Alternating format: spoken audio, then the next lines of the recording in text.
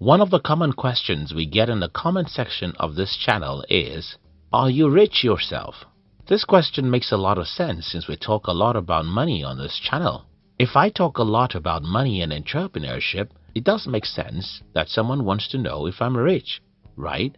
Well, the answer to that question is this. I'm rich according to my definition of wealth, and that raises another big problem. For example, what is the definition of wealth and who is rich? I need to tell you a story to reveal what I think about this subject. You see, when I was growing up as a boy in a poor household, I noticed that most people are slaves of money because they do what they hate several hours per day and still don't have any money. So I decided that I was going to try and be a free man.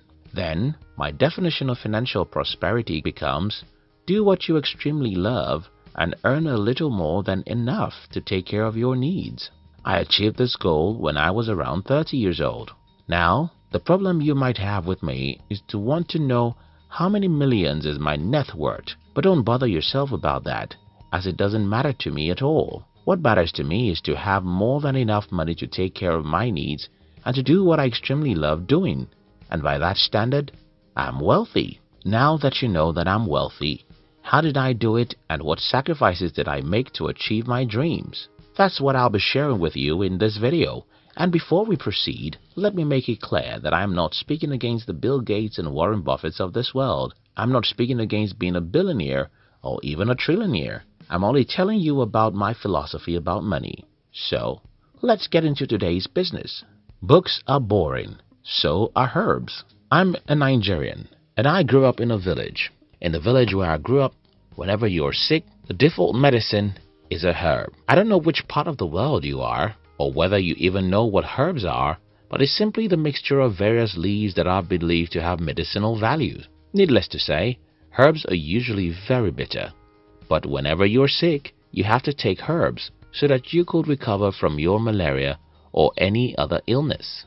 For most of us who are adults, books are the perfect representative of the herbs because books are boring.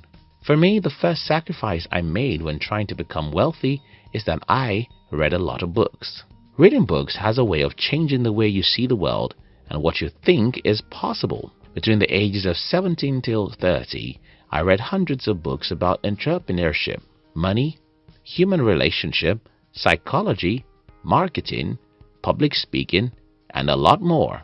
Even today, I read one book every week because my life depends on God and books. Growing up in a community where poverty is everywhere, it was my reading habit that made me believe in the possibilities that I wasn't seeing around me. Herbs are bitter, but they heal sicknesses. Books are boring, but they change lives.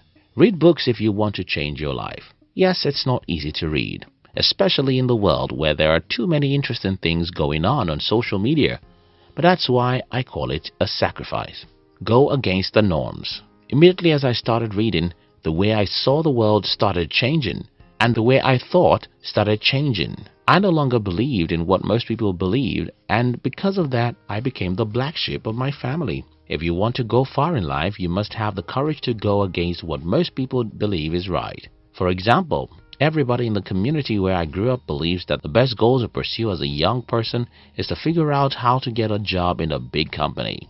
I thought that the opposite is the right goal. Why not build a small company? Isn't it better to build a small company than to work for a big company? Walking against everybody is tough because we're humans and we need love and approval of others to remain alive. But sometimes you just have to make the sacrifice of being lonely, and that is what I did.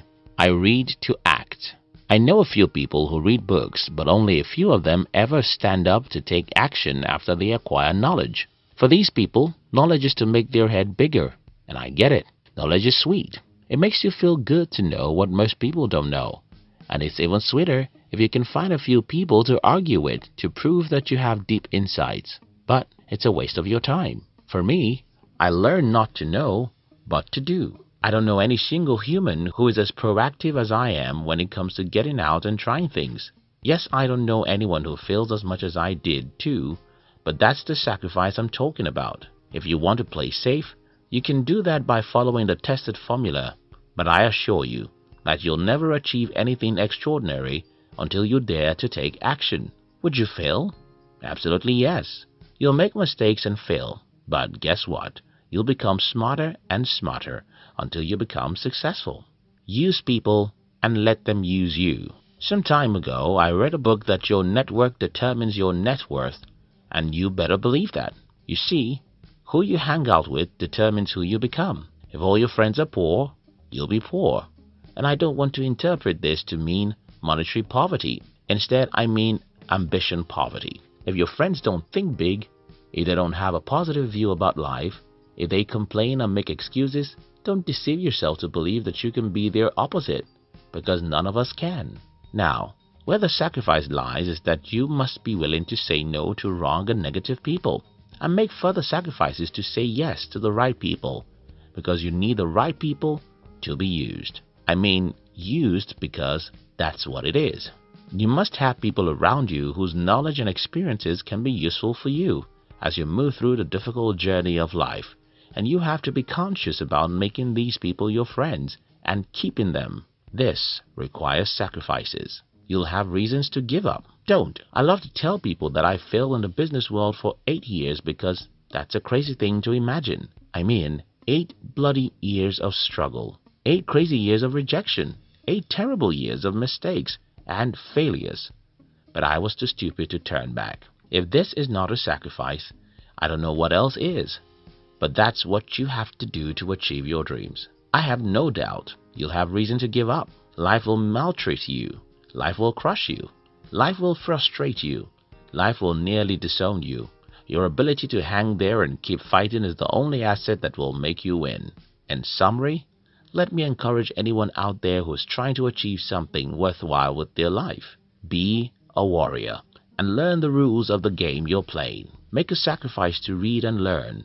Say no to the TV and social media if need be. Say no to useless meetings and parties if need be. And when you learn, you'll be courageous enough to take action. Yes, the next thing that will happen when you take action is that you'll make mistakes and fail. You can cry, but never give up.